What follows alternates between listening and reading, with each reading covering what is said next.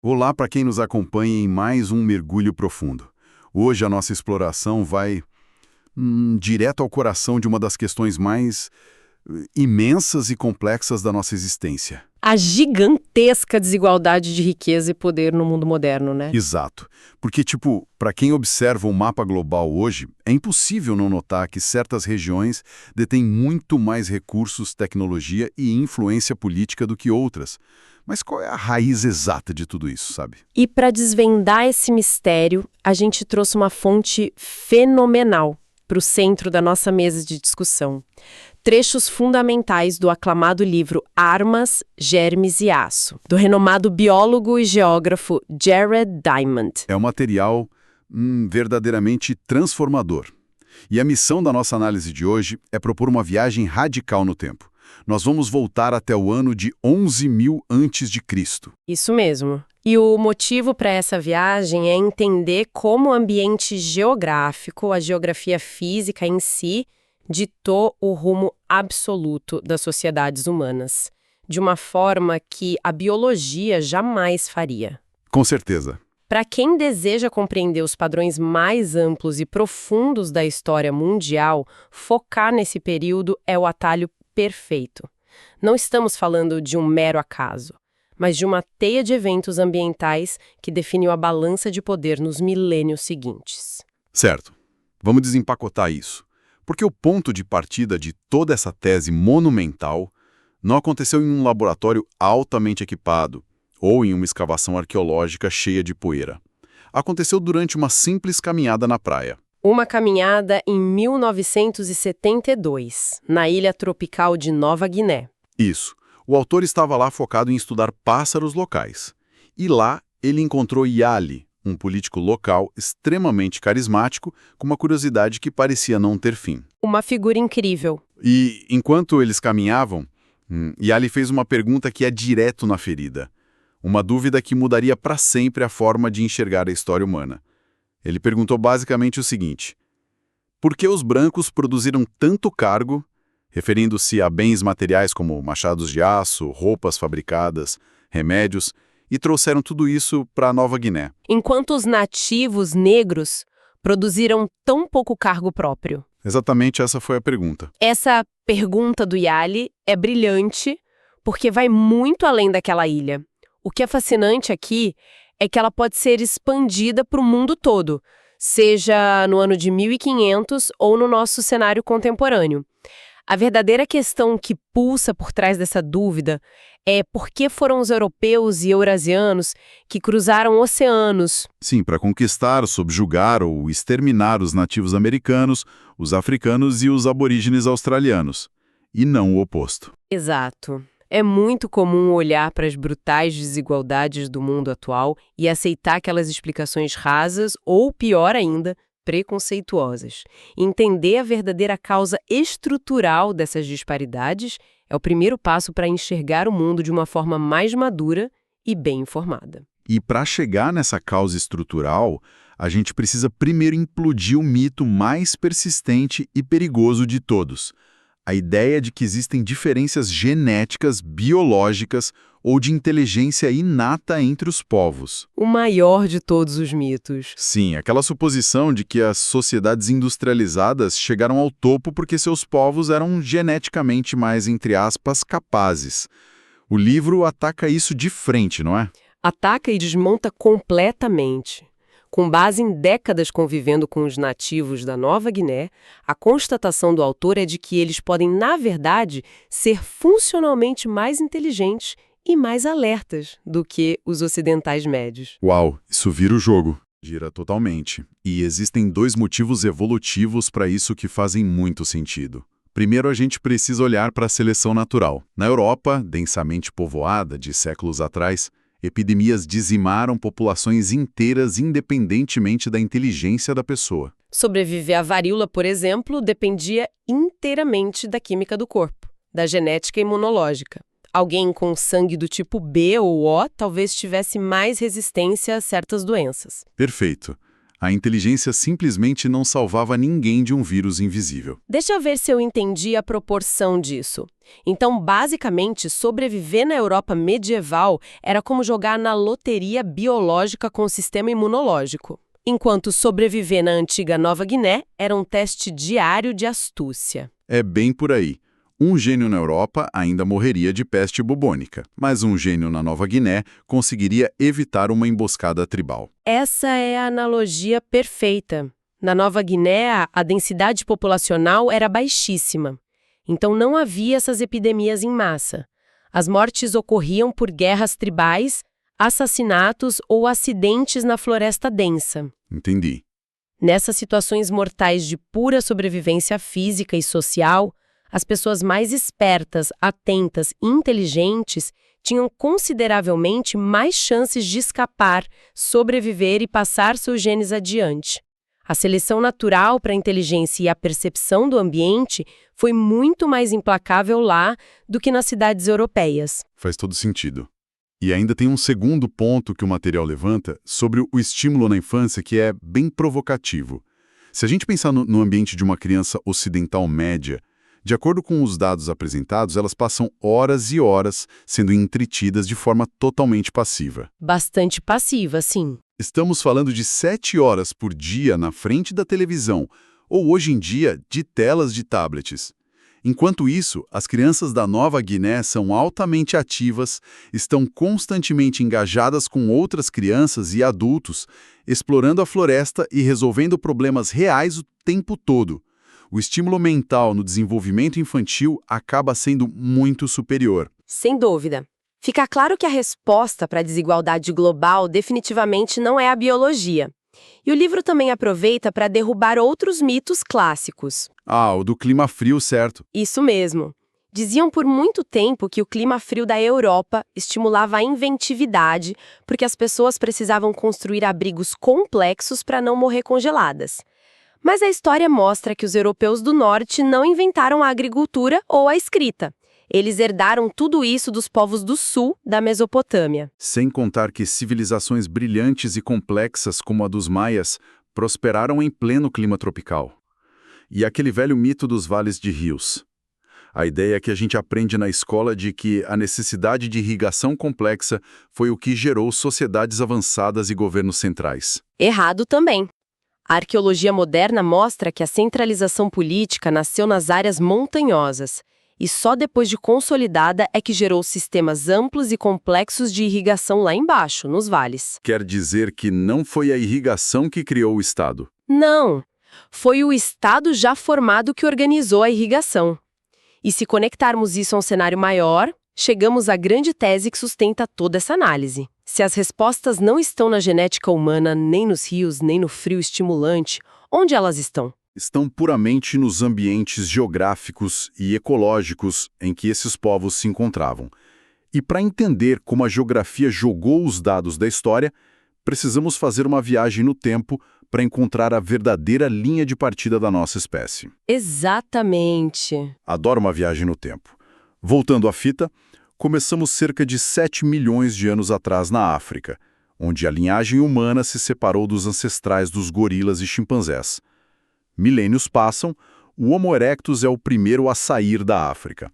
E mais tarde, na Europa, encontramos os famosos neandertais. Que são um caso muito curioso. Sim, porque eles tinham cérebros maiores que os nossos, enterravam seus mortos, o que mostra um grau de empatia e cultura, mas as ferramentas de pedra deles eram incrivelmente rudimentares. Eram todas muito parecidas, sem funções especializadas. Não havia arte, não havia inovação palpável. Até que ocorre uma mudança brutal. Sim. E aqui é onde a coisa fica realmente interessante. Há cerca de 50 mil anos, a história humana como a conhecemos sofre um solavanco absoluto, o que os pesquisadores chamam de o grande salto adiante. Esse salto é um dos divisores de águas mais espetaculares da nossa evolução. De repente, nos registros arqueológicos espalhados pelo mundo, começam a pipocar inovações refinadíssimas. A humanidade deixa de bater uma pedra na outra de qualquer jeito. E o que surge no lugar? Começamos a ver a criação de joias, como delicadas contas feitas de casca de ovo de avestruz, e mais crucial ainda, começam a aparecer armas compostas por várias peças unidas. Estamos falando da invenção dos arcos e flechas e dos arpões. Nossa, o que muda completamente a dinâmica da caça. Caçar um mamute com uma lança curta exige chegar muito perto e correr o risco de ser esmagado. Ter uma arma que permite abater um animal perigoso a uma distância segura muda o jogo da sobrevivência humana da água para o vinho. Com certeza. E além das armas de longo alcance, surgem as agulhas feitas de osso.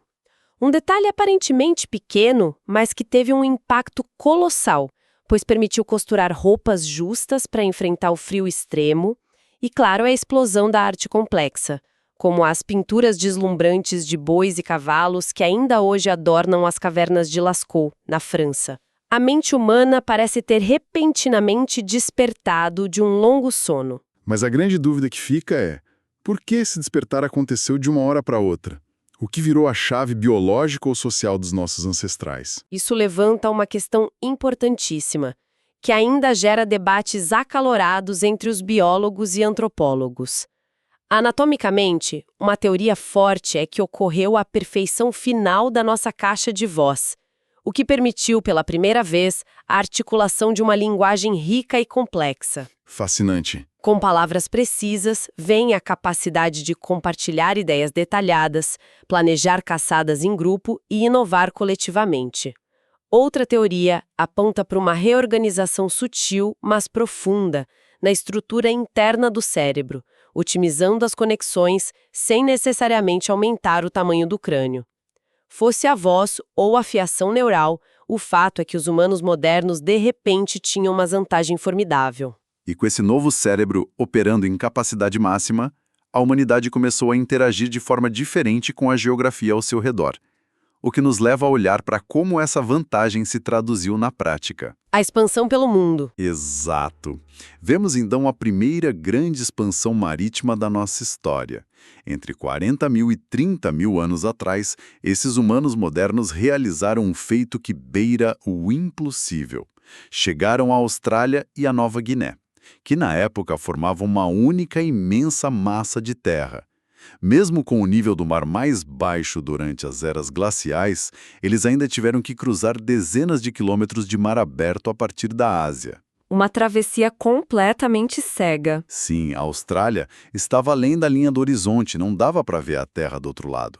Isso exigia construção de embarcações, mesmo que rudimentares, e a intenção clara de navegar rumo ao desconhecido. É a primeira prova irrefutável de uso de barcos na história. E o choque cultural e biológico que ocorreu quando eles pisaram nas praias da Austrália e da Nova Guiné foi imenso.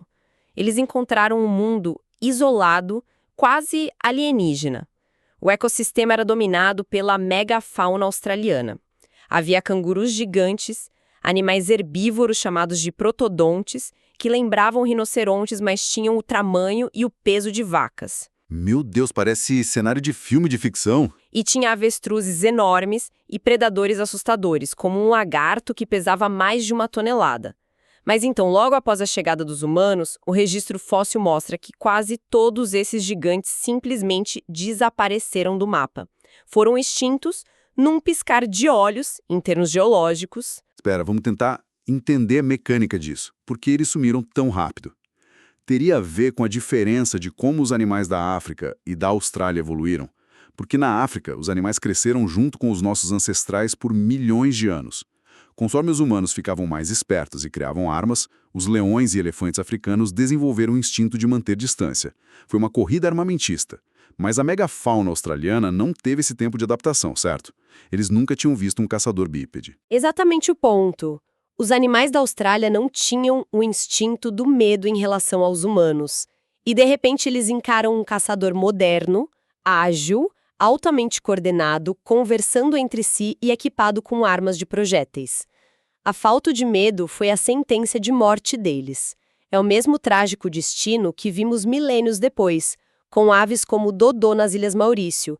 Elas foram extintas rapidamente em tempos modernos, simplesmente porque não sabiam que deviam fugir dos marinheiros europeus que chegavam nas praias. Mas qual o tamanho do impacto prático dessa extinção para as sociedades que ficaram na Austrália e na Nova Guiné? O argumento central aqui é que a ausência desses animais atrasou o desenvolvimento de um continente inteiro.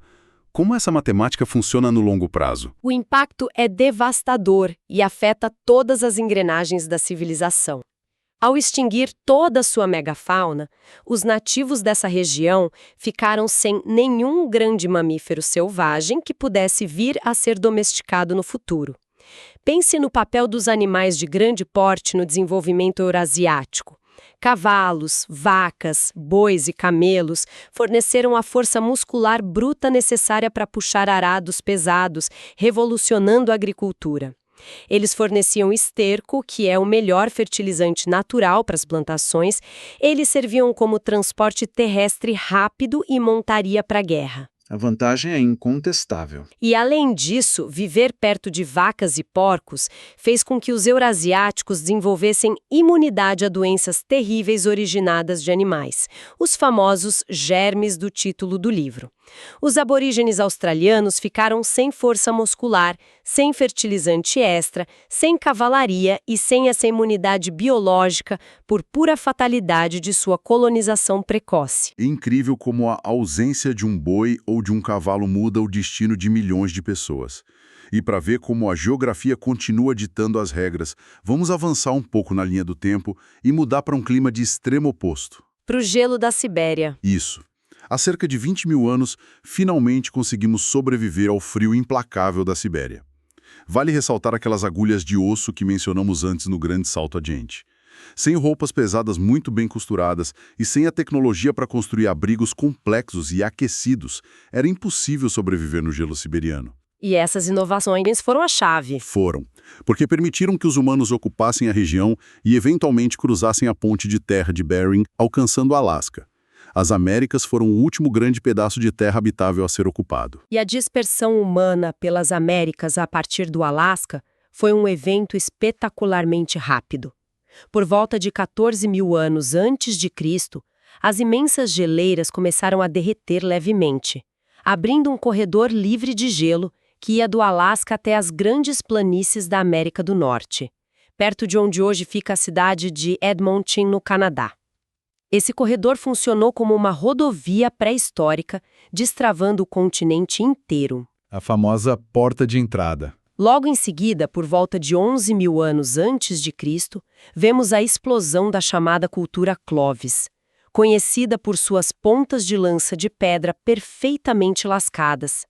Os caçadores dessa cultura se espalharam das planícies do norte até a Patagônia sul-americana de forma fulminante. Os dados do material calculam uma expansão média de quase 13 quilômetros por ano, do norte ao sul das Américas. Pode não parecer muito no nosso mundo de carros e aviões, mas para caçadores-coletores nômades, avançar 13 quilômetros por ano é trivial, é praticamente a distância de uma caminhada matinal. A quantidade de sítios arqueológicos encontrados prova uma multiplicação populacional absurda. O texto até traz uma analogia muito boa. A do navio Bounty? Exato!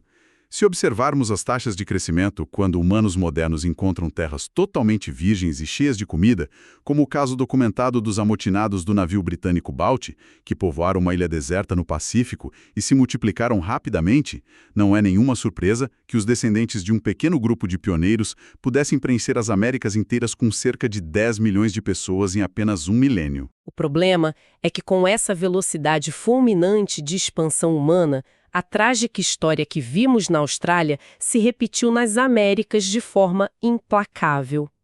O continente americano tinha sua própria megafauna impressionante e rica. Havia elefantes nativos, imensas preguiças gigantes, como as cujos ossos foram achados na região do Grand Canyon, tigres de dentes de sabre e até cavalos selvagens nativos das Américas. E todos eles desapareceram logo depois da expansão da cultura Clovis. É impressionante a coincidência. E o registro fóssil não deixa muitas dúvidas. Pontas de lança de Clovis foram encontradas cravadas diretamente entre as costelas de mamutes fossilizados. O que derruba a tese de que foi só uma mudança climática natural que matou esses bichos. Sim, os grandes mamíferos americanos haviam sobrevivido a 22 eras glaciais anteriores sem serem extintos, mas sucumbiram na 23ª, que coincidiu exatamente com a chegada de humanos habilidosos e armados. Novamente, perdia-se ali um potencial formidável. Pense nos cavalos nativos americanos que foram dizimados. Eles teriam que ser reintroduzidos pelos conquistadores espanhóis milênios depois, o que deu aos europeus uma vantagem tática e militar monstruosa sobre impérios como o dos Incas, que lutavam a pé. Então, o que tudo isso significa para a nossa pergunta inicial sobre a desigualdade mundial? Significa que quando o relógio da história marcou o ano de 11.000 a.C., o tabuleiro do jogo global estava finalmente montado. A ocupação das Américas selou o povoamento de todos os continentes habitáveis da Terra. Esse ano marca o que a análise define como a grande linha de partida para o desenvolvimento das civilizações independentes. Todo mundo estava posicionado na largada, mas as cartas que o ambiente distribuiu para as populações de cada continente eram incrivelmente desiguais. Exatamente. Se reunirmos as grandes lições de todas essas fontes, fica cristalino que o que diferenciou os povos no início da corrida da civilização não foram as armas de fogo, nem a imunidade a germes, nem a forja do aço em si, porque nada disso existia ainda. E com base em todas as provas, definitivamente não foi uma questão de genética ou inteligência superior. O grande juiz da história foi o ponto de partida ambiental imposto ali em 11.000 a.C. A geografia foi o árbitro implacável. As tribos que habitavam continentes onde restaram animais de grande porte domesticáveis e plantas fáceis de cultivar, como na região da Eurásia, tiveram uma vantagem produtiva gigantesca. Já os povos que ficaram presos por barreiras de oceanos ou em continentes com eixos difíceis para a disseminação de sementes, enfrentaram obstáculos geográficos insuperáveis. Foi uma imensa loteria da geografia, do clima local e dos recursos disponíveis no momento da chegada. É fascinante perceber o quanto a geografia bruta molda o destino humano no longo prazo. Compreender essa cadeia de eventos e as extinções da megafauna afasta de vez aquelas visões superficiais e preconceituosas. Visões que tentam justificar a dominação de um povo sobre outro como fruto de algum tipo de mérito biológico ou moral. Com toda certeza. O domínio econômico e tecnológico dos eurasianos e de seus descendentes modernos foi fruto de estar no continente certo, com os animais e plantas certos na hora certa. Como nossa discussão de hoje evidenciou, o papel do conhecimento histórico não é servir de desculpa para aceitar as mazelas e desigualdades dolorosas do nosso presente, mas sim iluminar suas verdadeiras raízes estruturais, tirando a culpa de quem foi vítima da geografia para que a gente possa construir uma visão de mundo mais justa. Isso nos entrega uma lente incrivelmente poderosa para analisar o próprio desenvolvimento humano contínuo. Nós acabamos de repassar milênios de história, vendo como obstáculos físicos imensos, oceanos intratáveis, desertos, ecossistemas isolados e a presença ou a ausência trágica de recursos domesticáveis determinaram as dinâmicas de poder globais. A grande questão que paira no ar é que o mundo não congelou no tempo. As civilizações continuam evoluindo e os ambientes que definem vantagens hoje são drasticamente diferentes das estepes geladas e montanhas de milênios atrás. Essa sua fala me traz uma ideia perfeita para deixarmos na mente de nossa audiência para fechar este raciocínio. Se os fatores puramente ambientais e a loteria da geografia física da Terra ditaram os últimos 13.000 anos de desenvolvimento, riqueza e dominação no planeta, de que forma as novas geografias do nosso próprio século estão operando agora, bem debaixo do nosso nariz? Uma reflexão muito necessária. Quando a gente olha para as invisíveis fronteiras digitais, para quem detém os enormes centros de dados e a infraestrutura imaterial da inteligência artificial, ou até mesmo para as severas mudanças climáticas globais que já começam a alterar litorais, rotas comerciais e regiões agricultáveis da noite para o dia. verdadeiros novos oceanos e montanhas. Como será que essas novas barreiras e recursos estão, neste exato momento, redesenhando secretamente quem vai ocupar o lugar de vantagem nos próximos séculos? A roda da história, alimentada pelo ambiente ao nosso redor, não parou de girar. Fica a semente para continuarmos pensando. Obrigado por acompanharem mais esta análise profunda e até a nossa próxima exploração.